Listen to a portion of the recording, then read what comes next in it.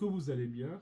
Aujourd'hui, nous allons parler de Next.js. Donc, c'est une formation qui va nous permettre de développer une application simple en Next.js. Pourquoi on l'utilise? Donc, pour faire simple déjà, pour faire, on va dire, un parcours rapide, bref, en fait, pour déjà parler de Next, il faudrait déjà avoir utilisé React.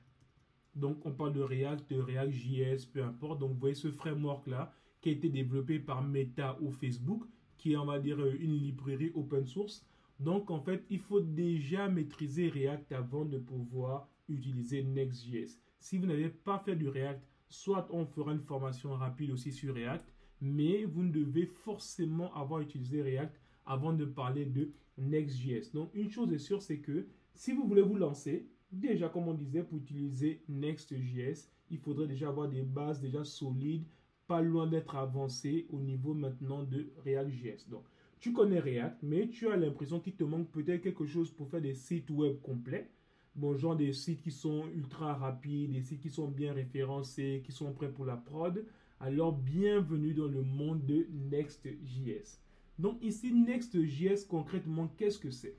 Pour faire simple ici, si on met Get Started, en fait, ici, on nous dit que Next.js, c'est un framework qui était basé sur, on va dire, bon, qui était construit pour faire des applications full stack. Donc ici, des applications full stack sont des applications front et back. Donc ici, c'est comme on dit, c'est juste pour créer des applications web modernes qui seront plus facilement et plus efficacement, on va dire, déployables, qui seront, on va dire, la structure sera plus facile et donc il y aura de grandes optimisations. Donc ici, vous pouvez voir la définition. Donc c'est juste pour parler brièvement de ce que c'est, on va dire, Next.js. Maintenant, autre chose aussi au niveau de Next.js, parce qu'il sert à quoi concrètement? Comme on disait d'abord, c'est qu'il est basé sur React. Voilà pourquoi on doit d'abord maîtriser React avant d'utiliser Next.js. Donc, il est basé sur React, c'est comme le framework de React. On avait dit que React est une librairie open source et on va dire que Next.js, c'est le framework de React. C'est bizarre de dire ça comme ça, mais c'est ça à peu près sa définition. Donc, il va nous permettre de faire quoi? Il va nous permettre de faire des sites vitrines qui seront ultra rapides. Il va nous permettre de faire par exemple des blogs optimisés en SEO. Je ne sais pas si vous savez le SEO comme ça. Voilà, vous voyez, on donne même ici SEO Next.js. Quand je mets SEO tout à l'heure, il m'a mis, si je reviens ici, SEO. Comme ça, il m'a montré Next.js tout à l'heure, mais bon, il est parti. Bon, vous voyez, il montre SEO Next.js. Mais sinon, le SEO, concrètement, qu'est-ce que c'est? Ici, vous voyez, c'est le Search Engine Optimization. Donc, en fait, ici, c'est ce qui va nous permettre le référencement d'un site. Donc, quand on fait une application avec Next.js, en fait, ça va augmenter son SEO, ce qui n'est pas le cas avec React. Donc, c'est venu pallier un peu à ce problème-là. Il va nous permettre aussi de faire des dashboards ou des applications complexes avec des authentifications, connexions, peu importe tout ça. Il permet aussi de faire des sites e-commerce qui sont performants. Donc, c'est vraiment quelque chose de très puissant. Aussi, qu'est-ce qu'on peut dire d'autre? Comme on disait ici, c'est qu'il permet de faire des... Voilà ici. Ici, il permet de faire des applications full stack. Tandis que React ne faisait que du front.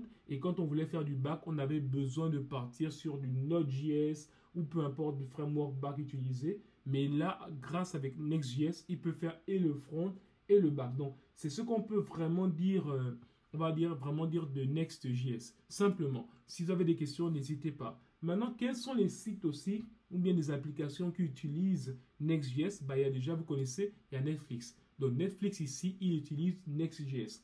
Autre chose que vous connaissez peut-être aussi, Twitch aussi, ici, Twitch, il utilise aussi Next.js. Donc, Twitch aussi utilise Next.js. Autre chose qui utilise aussi Next.js, bon, on le connaît, TikTok. TikTok aussi utilise du Next.js. Donc, autre chose qui peut encore utiliser Next.js, c'est aussi Hulu. Je crois que c'est Hulu, voilà, c'est ça. Voilà, c'est celui-là. Donc, Hulu aussi utilise Next.js. Après, il y a plein d'autres. Hein. Bon, je veux peut-être prendre un dernier exemple. Normalement, je crois que Nike aussi, le site de Nike aussi, lui aussi, il utilise du Next.js.